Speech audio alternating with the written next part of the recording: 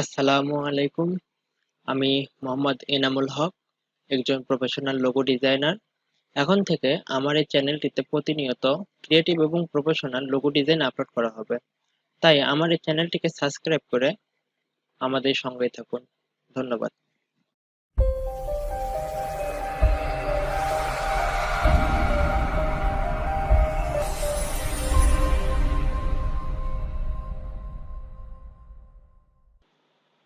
আজকে দেখাবো কিভাবে এই লোগোটা তৈরি করবেন।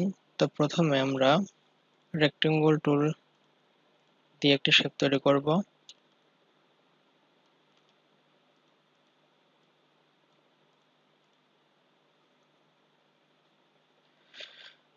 তারপর আমরা ডাইরেক্ট সিলেকশন টুল দিয়ে এটাকে আমরা এই 4টি অ্যাঙ্কর পয়েন্ট এটাকে আমরা রাউন্ড আউট করে দিব।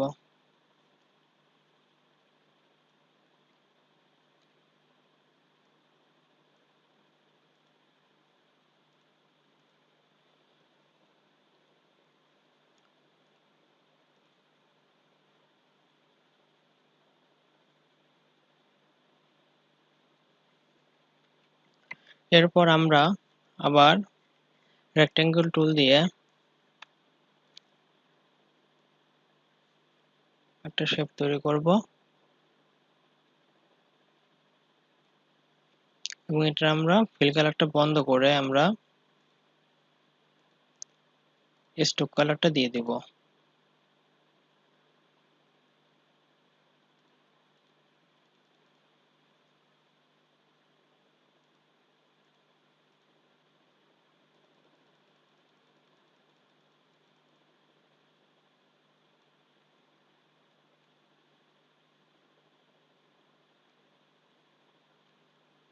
এবং ডাইরেক্ট সিলেকশন টুল দিয়ে আমরা এই কর্নার এবং বিপরীত কর্নারটা আমরা সিলেক্ট করে আমরা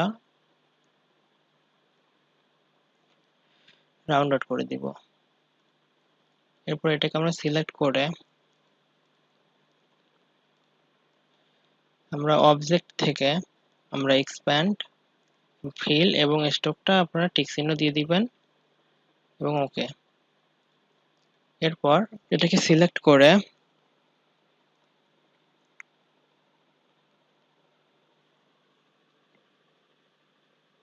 রিফ্লেক্ট টুল সিলেক্ট করে ডাবল ক্লিক করলে একটি অপশন আসবে। তো এখানে আপনাদের রিভিউ অপশনে টিক চিহ্ন থাকবে না, তো আপনারা এখানে টিক মার্ক দিয়ে দিবেন এবং কপি এবং মুভ টুল দিয়ে এটাকে আমরা প্রয়োজন মোতাবেক আমরা সরিয়ে নিব এবং এটাকে আমরা জুম করে দেখবো যে এখানে আমাদের একটু বাড়তি অংশ চলে যাচ্ছে। তো এটাকে আমরা সিলেক্ট করে শিপ বিল্ডার টুল দিয়ে এটাকে আমরা কেটে দিব।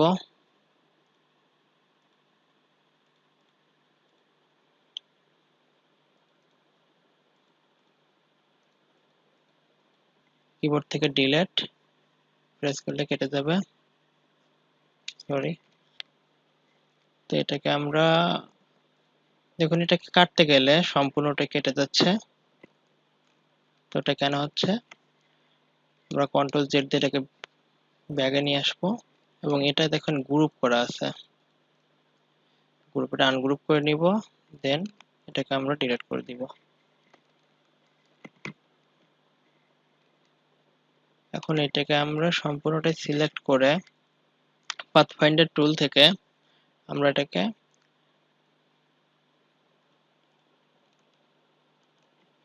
একত্রিত করে দিব।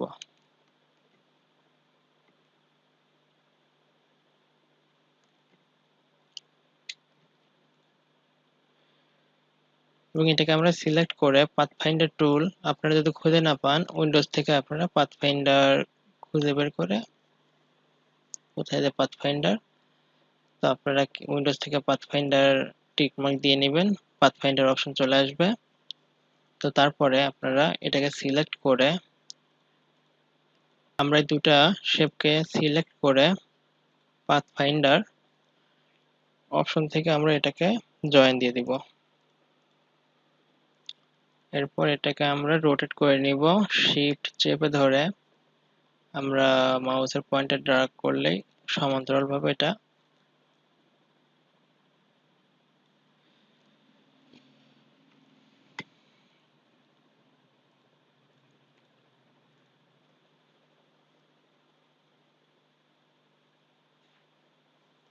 তারপর আমরা এটাকে মাঝ বরাবর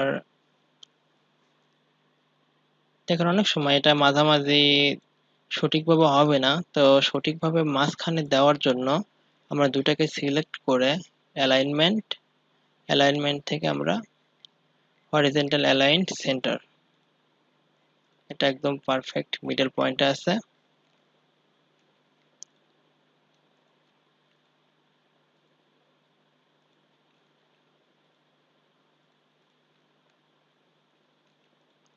আমরা এটাকে একটু ছোট করে নিব।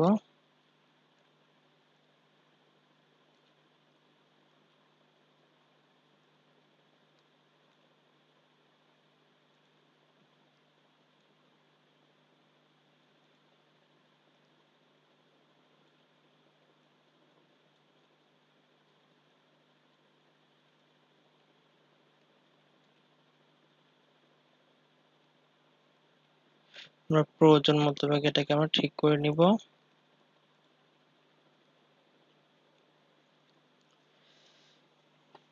তো তারপর আমরা আবার রেক্টেঙ্গল টুল সিলেক্ট করে আমরা এখানে একটি শেপ তৈরি করে নিব। শিফট চেপে ধরে নিলে এটা সমান্তরালভাবে হবে।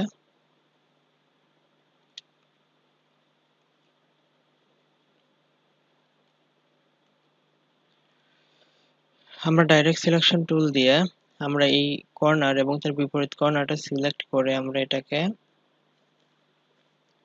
প্রয়োজন মোতাবেক আমরা রাউন্ডেড করে নিব।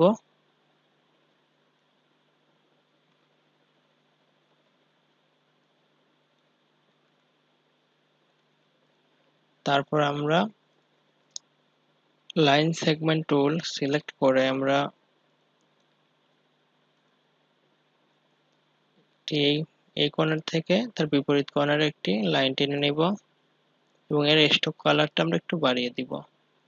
তারপর object path divided object below,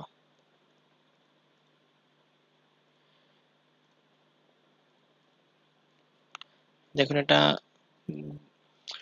আলাদা হয়ে গেছে, ডিভাইডেড হয়ে গেছে। তো এখন আমরা মোটামুটি কাজ প্রায় শেষ। এখন আমরা কালার দিয়ে দিব।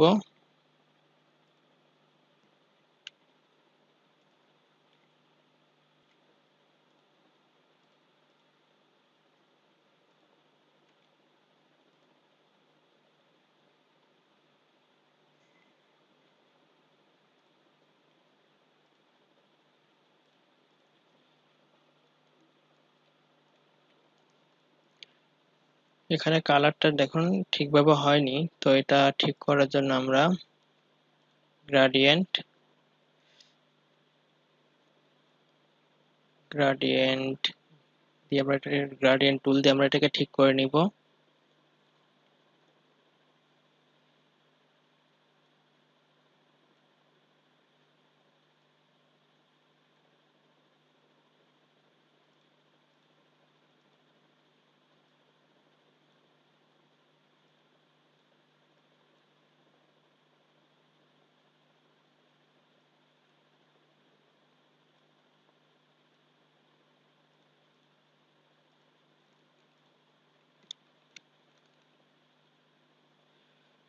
তারপর আমরা একটি টেক্সট বক্স নিব,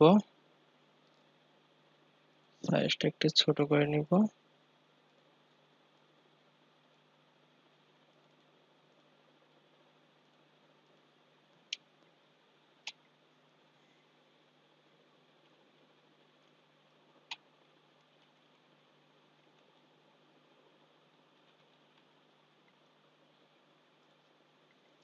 আমরা ফন্ট স্টাইলটা চেঞ্জ করে দিব।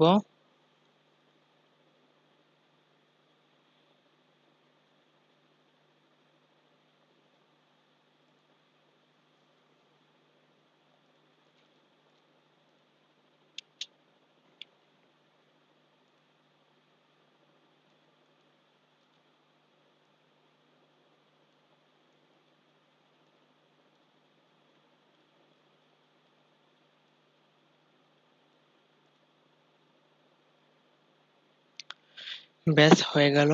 এভাবে আপনারা প্র্যাকটিস করবেন।